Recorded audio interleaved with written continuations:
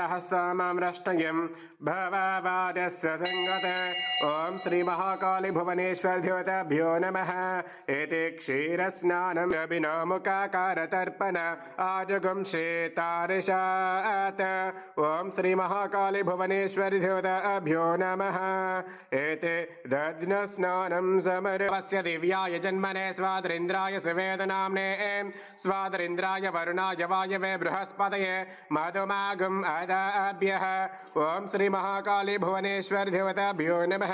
एते सर्वमानुष्या पितरस्रस्तेषागं सर्वभूतानां माता मेदिनी मातामही सावित्री गायत्री जगत्पुरीवृद्धिबहुल विश्वभो गन्धर्व मानुष्या पितरस्रस्तेषागं सर्वभूतानां माता मेदिनी मातामही सावित्री गायत्री जगत्पुरीवृद्धिबहुल विश्वभूतकदमकाय सत्यतमृतात् वसिष्ठः ओम श्री महाकाली भुवनेश्वर देवताभ्यो नमः। वासने देवी कस्तूरी तिलकाधर कौलने गिरिजादेवी कुङ्कुमान्मात्रगर्भय ओम श्री महाकाली भुवनेश्वर देवताभ्यो नमः।